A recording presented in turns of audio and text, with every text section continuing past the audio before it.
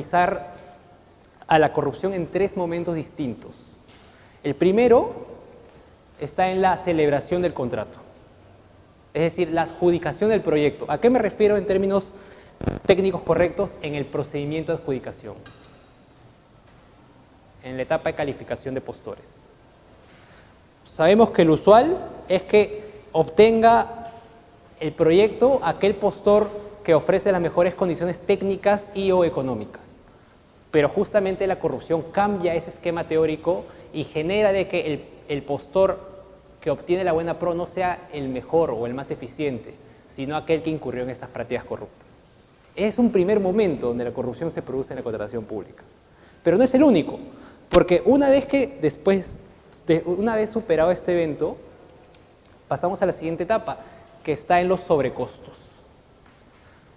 Es como que verlo de una forma graciosa. A esta empresa, a este contratista, que vamos a llamarlo el contratista brasileño, no le basta recurrir a corrupción para obtener la buena pro, sino que también recurre a corrupción para generar sobrecostos innecesarios en la obra, en el proyecto. Y ustedes quizás hasta puedan saber más que yo sobre este tema. Esto se da de varias formas, más que nada enlazadas a las partidas adicionales. Si ustedes se van a pensar, las partidas adicionales son, en teoría, un supuesto excepcional.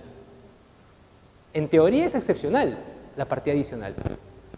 Sin embargo, en la práctica es muy usada. Esa distorsión a veces responde a que en realidad el propio proyecto, desde su origen, se diseñó mal a propósito, justamente por corrupción. Para que en un momento posterior el contratista diga, el proyecto está mal diseñado, yo no lo puedo hacer así, necesito que me amplíes la partida con esto para justamente lograr la obra. Eso es corrupción. O sea, me refiero a cuando el proyecto se diseñó mal a propósito, ahí hay corrupción. No niego que en algunos casos efectivamente el proyecto por una u otra razón se pudo haber diseñado mal y que no hay corrupción, pero mi punto aquí es que muchas veces los sobrecostos, discúlpeme, los sobrecostos esconden esto. Y si incluso vamos un poco más a fondo y nos ponemos a ver estos casos que ha sacado el IDL de ciertos arbitrajes grandes, van a ver que hay un análisis, pero ya hasta burdo, de cómo se inflan partidas cuando no hay un sustento real. Entonces, estamos en esta segunda etapa, los sobrecostos durante la ejecución. La primera etapa está en la adjudicación del proyecto, la segunda etapa está en la ejecución del proyecto. Y la tercera, bueno, voy a ponerme este lado mejor para no estar bloqueando eso, está en la solución de controversias. Es decir, en el uso de mecanismos como la conciliación o el arbitraje o las juntas de disputas para esconder actos de corrupción. Eso es lo que podríamos llamar, bueno, hay un tema concreto aquí que sería más que nada el arbitraje de la corrupción. Porque si ustedes se ponen a pensar, un árbitro, y eso lo vamos a ver ahorita en detalle con la normativa, puede declarar la nulidad de un contrato por corrupción. Eso, por ejemplo, está reconocido expresamente gracias al decreto legislativo 1341, que le reconoce a los árbitros esa potestad. Sin embargo, bueno, esto ya es un poco meterse al arbitraje, pero igual lo voy a decir, un árbitro no puede hacer lo que le viene en gana. El árbitro resuelve en función a lo que las partes le piden. Y si ninguna de las dos partes dice nada de la corrupción, el árbitro no va a poder hacer nada tampoco. ¿Me explico? Porque estaría superando su rol. Su rol es resolver las controversias que las partes le dicen que resuelva. La parte contratista y la entidad pueden discutir sobre partidas adicionales, mayores gastos generales, y etc. Pero si ninguna de las dos dice nada de la corrupción, el árbitro no lo va a poder declarar nulo. Por más de que, y eso está pasando hoy en día, por más que en paralelo fuera el expediente, hay reportes periodísticos o de otro tipo que le demuestran que en realidad ese proyecto en sí está contaminado de corrupción. Entonces tenemos esas tres etapas donde la corrupción se manifiesta. En la adjudicación del proyecto, en el desarrollo del proyecto con los sobrecostos y en la solución de controversias derivadas del proyecto. ¿Sí? Ok, entonces vamos a hacer un análisis de cada una de ellas en función a estas normas que llegaron en 2017 para justamente atajar el problema. En 2017 se emite el decreto legislativo 1341, que modifica la ley de contrataciones con el Estado. Y posteriormente, unos meses después, se emite el decreto supremo 56-2017, que modifica el reglamento. ¿Por qué estas modificaciones son importantes? Porque justamente establecen el esquema normativo para contrarrestar y mitigar el fenómeno de la corrupción. A grandes rasgos, las principales modificaciones que se hacen son las siguientes. Primero, y esto es medio obvio, pero es importante, en el anexo de definiciones de reglamento se establece qué significa acto de corrupción. Es importante. Y sobre esa definición ya establecida y que justamente es el pie para poder atajar el fenómeno, se establecen las consecuencias y los deberes que se tienen en función a la corrupción. 2 puntos concretos, o 3, que justamente son el núcleo de esta exposición y quisiera que si algo se aprenda hoy es sobre lo que voy a decir. La nulidad del contrato por corrupción, las cláusulas anticorrupción que ahorita están dando la hora, pero realmente creo que hasta ahora no sabemos exactamente qué significan, y el impedimento del contratista que se vio afectado por un supuesto de corrupción. ¿Sí? Vamos entonces sobre esta base hablar primero sobre esos 2 puntos, la nulidad del contrato y la aplicación de las cláusulas anticorrupción. Porque en el fondo es lo más importante de esto. A ver, si nos olvidamos un ratito de toda nuestra normativa específica de contratación pública y nos limitásemos solo al Código Civil, ¿qué pasa si un contrato es obtenido mediante corrupción? ¿Cuál es la consecuencia para ese contrato? ¿Alguien me puede ayudar con ese punto? Olvidemos un rato de la normativa de contratación pública. Si un contrato es celebrado influenciado por corrupción, ¿cuál es la sanción contra ese contrato? ¿Qué pasa con ese contrato? ¿Se mantiene válido? ¿Es válido? ¿Ustedes creen que el contrato es válido con cualquier otro contrato? ¿Cuál es la sanción que aplica ese contrato? ¿Cuál es la sanción que aplica contra los actos jurídicos que van en contra del orden público? ¿La qué? La nulidad. Y la corrupción es un fenómeno tan grave que justamente atenta contra el orden público de nuestra sociedad. Entonces, un contrato contaminado por corrupción es un contrato que va en contra del orden público y como tal no puede ser admitido por nuestra normativa. La sanción es la nulidad. Es automático. Ese contrato no debería generar nunca efectos. Y los efectos que se generan se tienen por inexistentes. ¿Ok? Entonces, esto que les he dicho en el plano civil está reconocido ahora expresamente en nuestra normativa de contrataciones con el Estado, específicamente en el artículo 44, nulidad de oficio por la entidad. Aún en los casos en que ya se celebró el contrato, es decir, se siguió todo el procedimiento de adjudicación, que justamente pudo haber estado contaminado por corrupción, aún en esos casos la entidad puede de oficio, sin requerir la participación de nadie más, declarar la nulidad del contrato. Cuando se verifique que se produjo un supuesto de corrupción en la celebración del contrato. ¿Sí? Esa es la consecuencia, podríamos decir, principal de la corrupción. O sea, es la forma de contrarrestarla. Un contrato contaminado por corrupción no va a ser reputado válido por nuestro ordenamiento jurídico. ¿Ok? Ahora, ¿qué consecuencias tiene esto sobre el contrato? ¿Qué consecuencias tiene esto sobre la obra que se desarrolló? Veámoslo de esta manera. El contrato se adjudicó, se llevó a cabo la obra, se concluyó la obra y se determinó el cierre, o ya se está determinado el cierre y se declara la nulidad del contrato. Lo importante aquí es entender qué pasa con el derecho del contratista a la contraprestación. Si el contrato es nulo, pierde su derecho. Así de simple. Sin embargo, y justamente lo importante de esto es tener claro o avanzar un poco más y no limitarnos en la parte que podríamos llamar civil, sino también estar junto y de la mano de las normas y disposiciones de contratación pública.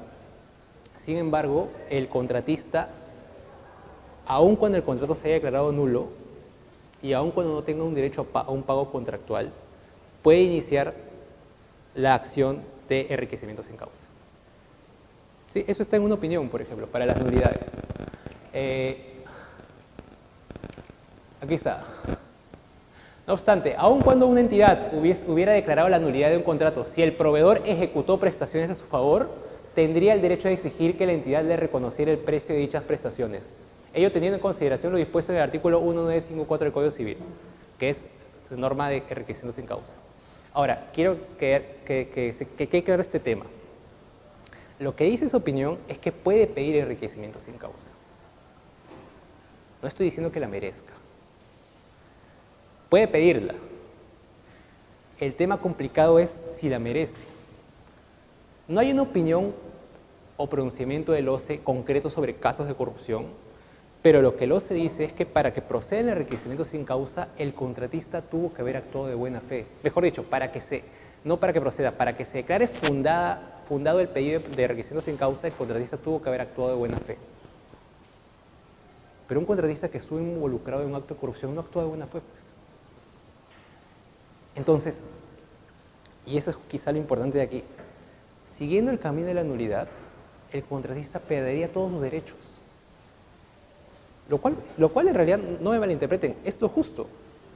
Porque esa es la sanción que se merece un caso de corrupción. Entonces, ordenándonos, la corrupción en el contrato genera la nulidad. Por la nulidad, el contratista pierde derechos a su contraprestación. Ello lo habilita a pedir en vía de enriquecimiento sin causa el pago por las prestaciones ejecutadas. Pero, en tanto y dado que justamente actuó de mala fe generando el supuesto de corrupción, en teoría no debería obtener ningún pago. ¿Ok? Esto está en el camino de la nulidad. Y es aquí donde llega el tema actual más importante, que es el de la cláusula anticorrupción.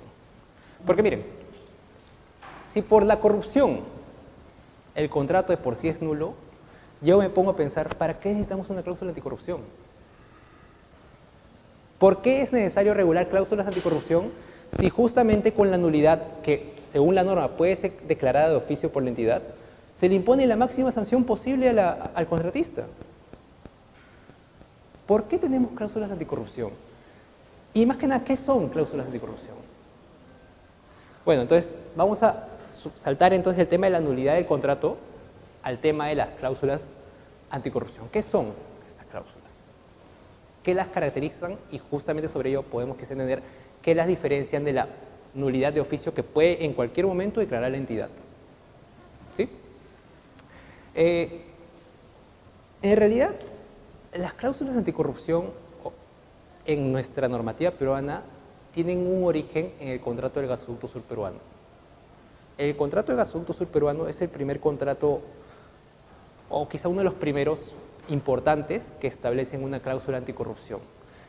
Pero en realidad, y más importante aún, esa cláusula anticorrupción no es más que la suma de dos cláusulas distintas. La primera es una declaración del contratista. Una declaración jurada donde dice, yo en el procedimiento de adjudicación y celebración de este contrato, en ningún momento he intentado dar dinero o dado dinero u ofrecido dinero a ningún funcionario público. Es una declaración. Esa es la primera parte de la cláusula anticorrupción. La segunda parte de la cláusula anticorrupción está en que la entidad tiene derecho a resolver el contrato si encuentra de que la declaración del contratista es contraria a la verdad. O sea, el contratista declaró que no incurrió en ningún acto de corruptela o sobornos para la obtención del contrato, o durante el contrato. Pero si después la entidad se da cuenta que no es así, que en realidad sí incurrió en actos de corrupción, tiene el derecho facultativo de resolver el contrato. Esa es una cláusula anticorrupción. Dos elementos, declaración jurada y la facultad de resolver cuando la declaración jurada sea contraria a la verdad. ¿Ok? Así es como estuvo estructurada la cláusula anticorrupción del contrato GCP, que lo tengo aquí, por si. Esta, por ejemplo, es la primera parte. Contrato GCP, gasoducto subperuano. La primera parte es que se declara el concesionario, ninguno de sus accionistas, bla, bla, bla, ha pagado, recibido, ofrecido, ni intentado pagar o recibir o ofrecer, ni intenta pagar o recibir o ofrecer. Siempre hacen estas redundancias. En el futuro, ningún pago o comisión ilegal en relación con la concesión, el contrato y el concurso. Y la segunda parte, la terminación de la concesión ocurrirá por las siguientes causales. Resolución del contrato a cargo del concedente, o sea, la entidad, por la falsedad de las declaraciones. Ese es el origen de la cláusula anticorrupción en nuestro país, el contrato GCP. Ya, entonces, esta cláusula, palabras más, palabras menos, ha sido acogida por nuestro ordenamiento, por el reglamento de la Ley de Contrataciones con el Estado, que regula en el artículo 166A la necesidad de ahora establecer en todos los contratos cláusulas anticorrupción, conformada justamente por estos dos elementos, la declaración y la facultad de resolver el contrato en caso la declaración falte a la verdad. Ok. Y un dato más que establece el decreto legislativo 1341. En estos casos de resolución por corrupción, el contratista pierde derecho a cualquier indemnización por daños y perjuicios. Ahora, yo dejo esto como una pregunta porque en el fondo la verdad es que este tema todavía requiere más investigación y más desarrollo. ¿Por qué si la sanción automática de la corrupción es la nulidad? ¿Por qué necesitamos una cláusula anticorrupción? Y es más, veámoslo de esta manera. Cuando uno resuelve el contrato, está reconociendo que en su origen el contrato fue válido. ¿Me explico? La resolución de un contrato implica que en su momento original, en su constitución, el contrato fue válido, solo que por una razón posterior lo estoy cortando. ¿Sí? Esa es resolución del contrato. Pero esa situación no encaja con un supuesto de corrupción. Porque justamente si la corrupción es un fenómeno que afecta la propia esencia del contrato y lo invalida per se. No hay convalidación de corrupción. No la hay. Entonces, debe haber alguna razón por la cual, aún teniendo la vía fácil, porque como les he dicho, la entidad puede en cualquier momento, si encuentra corrupción, resolver el contrato de oficio y se acabó, o sea, no tiene que hacer nada más. Hay una razón por la cual, aún existiendo esa vía, se decidió establecer una vía especial que podríamos llamar la cláusula anticorrupción. Si ustedes me preguntan a mí ahorita, ¿cuál es la razón? Les tengo que decir con total honestidad que no lo tengo claro. Y que incluso si nos ponemos a buscar las exposiciones de motivos de estas normas o buscamos los reportes que han salido, no hay ningún sustento real de por qué se están generando así estas cláusulas anticorrupción cuando tenemos la vía de nulidad del contrato. Lo que sí es cierto, y por eso es que les digo que todavía hay un tema acá por desarrollar más, es que la cláusula anticorrupción puede servir para simplificar el procedimiento de terminación de un contrato, para hacer más fácil la terminación de la relación, porque aún en la nulidad, las consecuencias de la nulidad siempre van a ser objeto de discusión en un arbitraje. Y no tenemos claros cuáles van a ser las consecuencias exactas de la nulidad, en el caso concreto. Sin embargo, mediante una cláusula anticorrupción correctamente diseñada, uno podría tener cierta predictibilidad en cuanto a qué pasaría exactamente si el contrato se vio contaminado en su adjudicación o en su desarrollo por corrupción. Esto que les acabo de decir es lo principal, lo más importante y también, lamentablemente por el tiempo, el punto al que quiero darle más énfasis en esta breve exposición. ¿Sí? Consecuencias de la corrupción. A ver, si una entidad, o mejor dicho, si un contratista incurrió en un caso de corrupción y eso es comprobado, lo lógico y lo imperativo es que ese contratista no vuelva a ser contratista más. Por supuesto, o sea, si un contratista incurrió en corrupción, ¿cómo al día siguiente va a seguir contratando con el Estado como si nada hubiera pasado? Eso no debe suceder. Entonces, la norma ahora justamente establece un impedimento para los contratistas en los casos en que ya hayan aceptado o hayan sido condenados por corrupción. Ahora, acá viene un tema de tecnicismos que igual también me gustaría solo cerrar un ratito.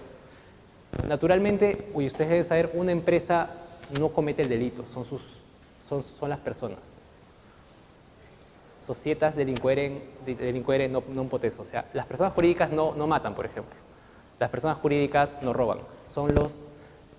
Los delitos se producen a través de sus representantes, accionistas, directivos, etc. Entonces, para hacer la precisión aquí importante, las empresas que se ven impedidas de contratar con el Estado son todas aquellas que tengan accionistas o representantes condenados por delitos relacionados a la corrupción, como por ejemplo peculado, enriquecimiento ilícito, la propia corrupción de funcionarios, tráfico de influencias. Y en la misma línea, los consorcios cuyos accionistas indirectos, o sea, más allá de las empresas, los accionistas de las empresas que conforman los consorcios, hayan cometido esos delitos o hayan aceptado esos delitos. Y para cerrar esto, sin ánimo de quitarles más tiempo, el impedimento no es eterno, se extiende por el plazo en que se dio la condena de corrupción, del delito de corrupción. ¿Ok? ¿Hasta aquí estamos claros?